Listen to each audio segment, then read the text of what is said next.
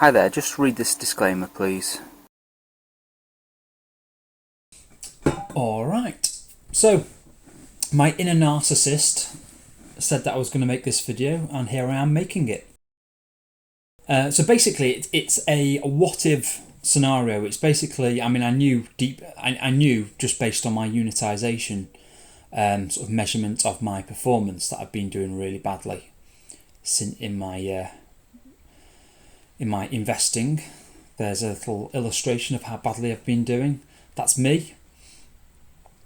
That's the Life Strategy 100, 80, 60. I mean, to be fair, it's really halfway between those that I'm comparing myself with, because in retirement you'd never go.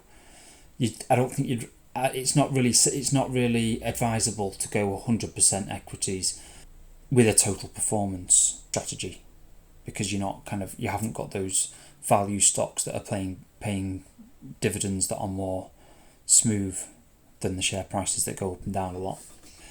Of the other strategies which don't involve dividends, don't involve investment trusts, the one that I like the most out of the other kind of standard strategies for retirement investing, the one I like the most is just it's kind of comes from the 4% rule. They say the 4% rule says that you're supposed to have somewhere between 50% and 75% stocks, and then the rest in bonds, and then rebalance each year.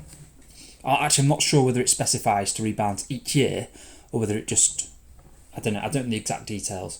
But anyway, the strategy I like is that one where you just rebalance, because the other ones, like the bucket strategy, where you on down markets like this or like that, you have a bucket for, I don't know, maybe 2 to 3 years of cash that you use, and then when it's back up again, you then go back to taking, or you refill the other buckets which have like stocks in them for the longer term.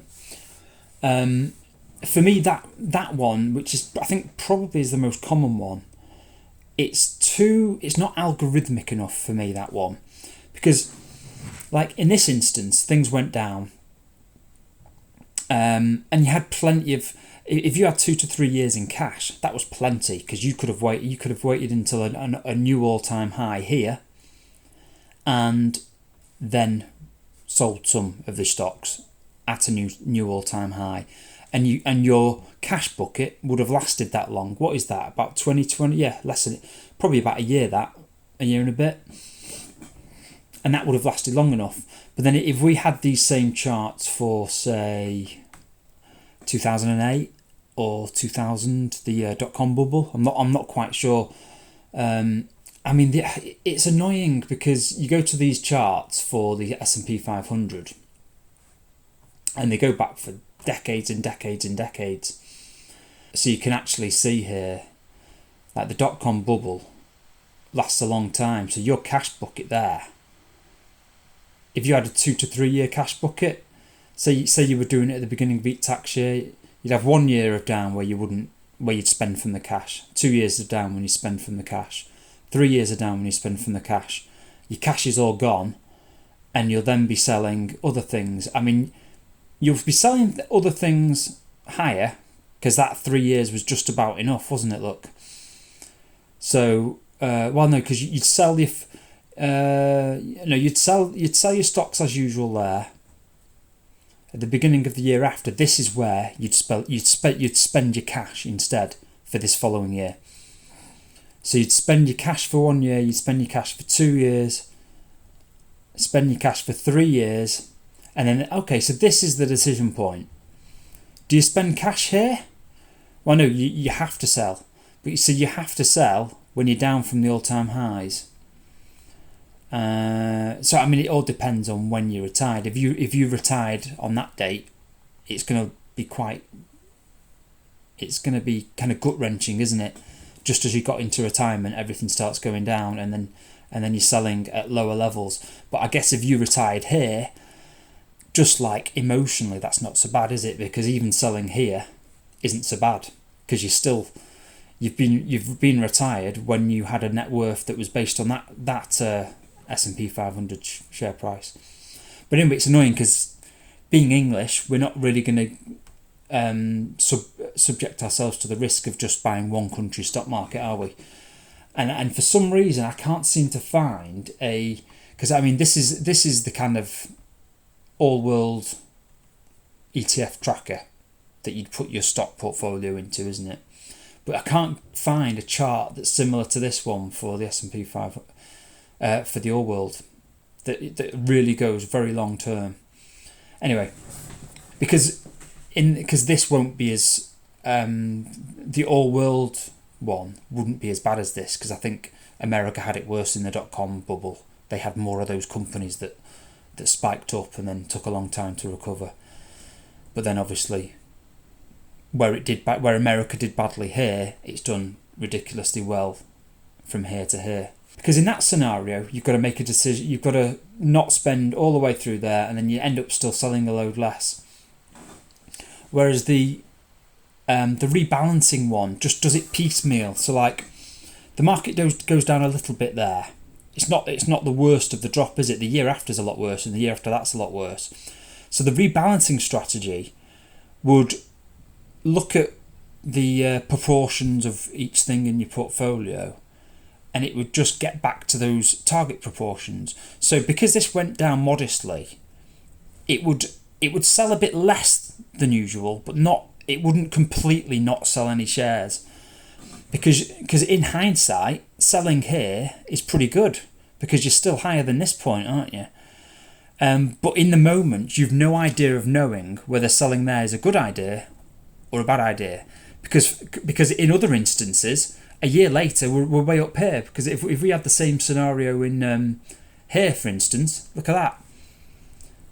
If you got to actually it doesn't even go that far. Look, it doesn't even get to the, because I'm assuming you do all of your selling at the beginning of the calendar year, and actually this dip you don't even get to a decision point if you do it that way. If you just make your decisions between Christmas and New Year. So actually that's not a good example, but this might be a better example here, just the more recent. So if you made a decision to sell, obviously that's an easier decision. You sell your shares. But then a year later, what do we do here? Because we're down quite a bit. Selling shares would be a bad idea, wouldn't it? Because if you just wait one more year, you're at all-time highs again, aren't you? So sometimes it's a good idea and sometimes it's a bad idea. It's hard to tell. It's hard to tell when. So that's why I like this rebalancing strategy, because if the market was down, well, let me show you here. So anyway, what I've done is I've done some back testing of how much better off I would be if I'd gone for that kind of strategy, and it's gut wrenching. So here we go. So what I've got here in my spreadsheet is this is what I would do if I was to take this sort of strategy. I'd go for 75% in shares, 15% in bonds, and 10% in money markets. And now later in the video I'll come back to that. And I've gone back to my unitization spreadsheet, and my portfolio was about 365 grand then. And I've picked this withdrawal rate because at the time I was mid-30s anyway. So obviously a 4% withdrawal rate is a bit high for mid-30s, because you've got to make it last at least like 50 years instead of 30. So I've picked this 3.4% withdrawal rate instead of the 4% you might choose later in life. And I've picked that because that would have been roughly enough for me to live off when I was in my caravan, living very, very cheaply. And so what I would have done is on the 1st of January, or I think the best time to do it is between Christmas and New Year, because there tends to be a Santa rally. So I think it's a good idea, if you're going to do it once a year, that's as good a time as any. Sometimes it'll be good, sometimes it'll be bad, but overall it's not a bad time in the markets generally. So I would to make this really simple, just withdraw the full next year's amount of spending, or the amount you want to withdraw from the portfolio. Do it all in one go. So that reduces the portfolio to 352 grand. And then of that, we allocate it 75%, 15% and 10%. A year later, we have these results from these three funds. And now I've picked, I've picked these three funds. This one is the Vanguard All World tracker. and that's a bond fund which is hedged. Well, I'll show you here the 3 funds that I've got the data from. So it's the All World one. If you were in you could go for the HSBC All World one, which has lower fees, but I've gone for this one because it's got a longer track record, so I could get the data I needed. Because actually, I prefer to go in the accumulation one, but the history of the performance data, it doesn't go back as long because it's a newer fund. So I've used that one for the data. I've used this global aggregate bond. I think it's like 50% treasuries. Where are we? Portfolio data. So it's like 50% treasuries. That's the. Where are we? Well, here's like the ratings of the bonds. How? Here we go. So treasuries. So the 50% of it's government bonds, and then the rest are hopefully high-rated corporate bonds, I'm guessing. This is another reason why I don't like this solution, is because I'm not very familiar with these funds and I don't really know what's under the bonnet, to be honest. But this is what I read. People on Reddit were talking about which funds to use in this sort of strategy, and this was the one that was generally touted as the one to go for. So that's why I've picked it. And I've picked this one. It's not the one I'd go for, but it's the one where I could find the performance data that went back long enough. So that's why I picked this one. So I've got the performance data from there, and that's the info I've typed in here. That's the performance from the 1st of January 18 to 19. I've then used this cell to add in my LISA and SIP bonus, just because I did it all, and then I'm like, oh well, I've got a LISA and a SIP bonus to add there somewhere, so I'll add it there, and that's what I've done. So I've just got it to add in. So I've got the amount I started with at the beginning of 2018. I've put the return from the fund. I've applied that return to the fund, and then I've added to the shares portion my LISA and SIP bonus, because it's all going to get rebalanced straight away, so it doesn't really matter where it got added. So after adding that, the portfolio is worth that much. The new allocation after the performance and the addition of the SIP and LISA bonus, that's the new allocation. RPI for that year, I've actually used 12 months, average 12 months RPI, but because this is all happening at the end of December, early January, I'm not sure exactly which data would be available at that time. So what I've done is I've used this data here. I've got this from the Office of National Statistics website, downloaded a big spreadsheet with lots of different data, and I've used the RPI data, and I've done the average of the index over these 12 months, November, December, up to October the next year. And I've used the average of all of them, because if you just use 1 month and there is some random, like say, let's pretend in this month there was a massive spike in inflation, and then it comes straight back down again the next month. In this year, you've still had one of your 12 months having to spend more money, haven't you? So it would be unfair in this is an exaggerated scenario to make the point, obviously, but if you'd just gone from 2019 January 283 to 2020 290, it doesn't take into account that a 12th of the year you had a massive spike in your spending. So that's why I've done the average of the 12 months and then just done the percentage difference from one year to the next. So there's the 3.52% there. So I've added 3.52 to the first year's spend, gets me to that. Subtract it from the portfolio value here, subtract that, and then this works out what is needed to be bought and sold of the 3 different funds to get us back to the target allocation, because that's the target allocation of 75% there, 15% there, 10% there. And this tells us what needs to be sold, and it also tells us the withdrawal rate for each of the three funds. So this now is only withdrawing 1.5% of my shares fund, but it's withdrawing about 10 to 11% of the other 2 funds, which is what we want it to do, because the share fund went down by a lot more than the other 2, which were pretty much flat. So it's kind of doing the same thing as the bucket strategy, but doing it kind kind of on a spectrum. So if it goes down 10%, we still take quite a bit from the shares, but not half as much as you would have done if the shares had gone up 10%. If the shares had gone up 10%, we're actually taking more than we need from the shares, and we're adding to the other two funds. Now, if that was 0, we'd be taking pretty similar amounts because all three have performed similarly. And look, the allocation percentages are pretty much at target already, so that's why it's all, you take the same proportions from each one. But then if there was a massive bear market in shares and it went down by 50%, we take absolutely nothing. We add money to the shares in that scenario. We take everything from the bonds and the money market fund. So it kind of does it on a sliding scale rather than just doing the all or nothing that the bucket strategies tend to do. The way it's just all completely, it's all just done for you. You've no decisions to make. You've no complicated rules to set up about when to sell shares and when to sell bonds, and when it's all just, it's done naturally. And that's why I prefer this method out of all the other ones. I mean, the method I prefer is to let the dividends of the portfolio drive my spending, to be honest. That's why I do it. But that's why I prefer this to the buckets anyway.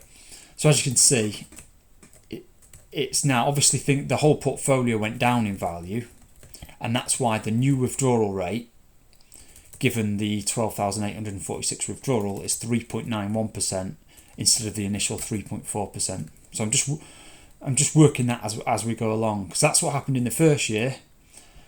And then if we go down to the second year, there was a recovery in shares. So because there was a recovery in shares, more than what was required was taken from the shares to rebalance back to 75, 15 and 10. So we put about £5,000 into the money markets and the bond fund, and overall that makes for a £13,192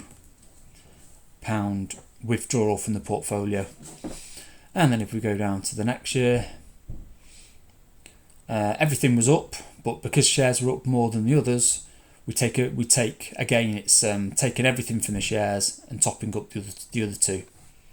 And as you can see now, because everything's done well this year, we're actually at a withdrawal rate of 3.2%, which is lower than where we started at 3.4%. So things are going well at this moment.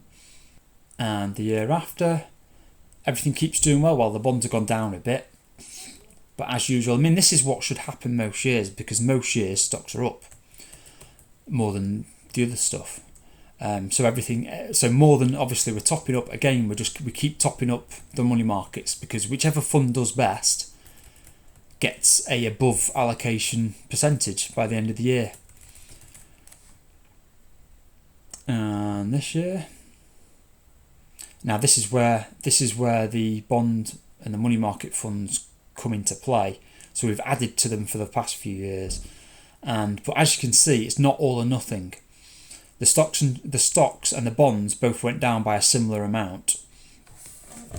So we're still taking some from them. It's a low percentage though. So the stocks, we're only selling 1.18% of the stocks, and we're selling these higher numbers. And obviously this is where the money markets came to the rescue a bit here, because they're never going to go down. Well, never, that's a bit of a strong word, because that's not true. Everything's going down, but as you can see, the withdrawal rate's still only 4.01%. It's nothing that's going to completely worry people, and it's nice that we're not, the things that have recently gone down aren't having masses taken out of them. And then I think we're nearly done, aren't we?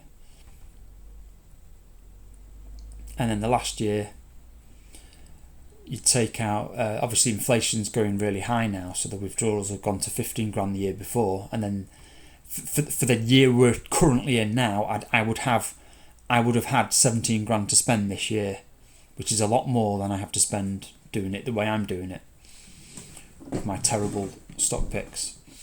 But obviously, as before, there's a recovery in shares. It does better than the other two funds, so we take everything from there and we top up the other two. getting prepared for the next time stocks do badly. And then obviously the next year is just waiting there to be filled in once we've got the data. Obviously we're not there yet. But as you can see, that's the end result. On the 1st of January 2024, I would have had 425, well hang on, there's more. Let's unhide that. Show columns. Because what I've also got here is how much I've withdrawn from the portfolio. So in the first year, this is what I've withdrawn, roughly what I've withdrawn from in real life. This is what I've withdrawn, and this is what would have got withdrawn with this method.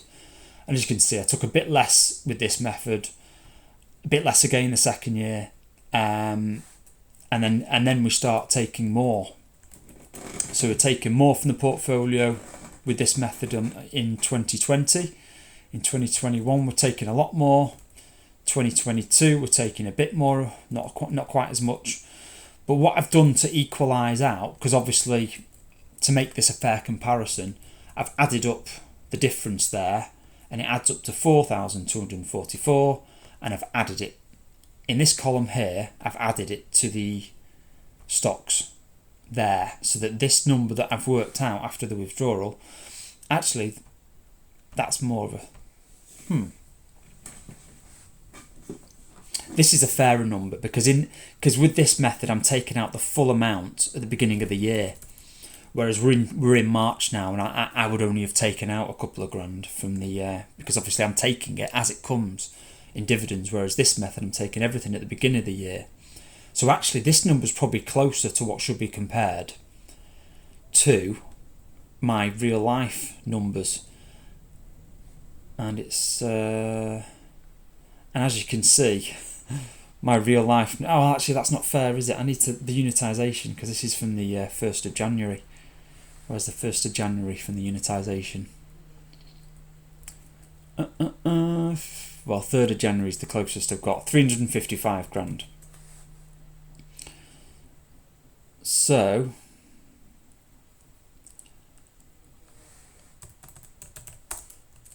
equals that minus that. I'd be 87 grand better off if I'd gone for this method. So it's rather depressing. So I mean, the conventional wisdom never really had 10% money market funds in the retirement portfolio. So what I've done here is a more realistic, just a bond and share split, because this is more of the conventional wisdom. It was just a bond and share split. And I won't go through all the numbers, but I've done exactly the same calculations, and the number's not much different, to be honest. It's just 438 grand there compared to 442. Not a big difference. So, I mean, in a way, I think I'd probably go for this one anyway. So as you can, well, what I've done here is I've put the returns to be equal for the two. I haven't bothered changing the spreadsheet. I've just made the returns the same. That is just hindsight, isn't it? Using the money market funds. It's like, I know this happened before I made this spreadsheet. I knew this year happened. So have I really independently chosen to put the money market fund as 10% here? Or have I seen the result before I backtested it and thought, I need a money market fund, so it's not really fair? This result isn't really fair. This is more of a fair result. But as you can see, it's not that big of a difference really, so it's no big deal. You'd be very happy with this result, wouldn't you, as well? Even if this year has a slightly higher withdrawal rate. Oh, and the other thing I've mentioned here is I added 6 grand because in my actual life I added 6 grand to the portfolio. I forgot to mention that a moment ago. So I added 6 grand, and I've also added to the withdrawal amount. What I've done is I've added the 3.92% we're currently on in this year. I've added that amount to the 10 grand that was added to the portfolio. So actually, when you underspend and you realise you don't need that cash in your current account, you can add to the portfolio and then boost your next year's income in this way, which is exactly what I do when I add 6 grand to the portfolio here, because the 6 grand gets invested and those investments pay dividends. So it's a similar thing. Because if I was doing this there's no way in the world I'll be spending 17 grand this year. If I was on this schedule of 15 grand, 17 grand, I'd be putting loads of money. This would be happening all the time. I'd be adding money to the portfolio all the time. So even if this initial rate that I chose here of 3.4% is too high, it wouldn't matter anyway, because I struggle to spend money. I've shown you this before. Here's my spending that I've over the past few years. Look how low those numbers are. So that's how badly I'm doing compared to a standard kind of approach. I mean, it's fun to make the spreadsheet, but it's kind of depressing too.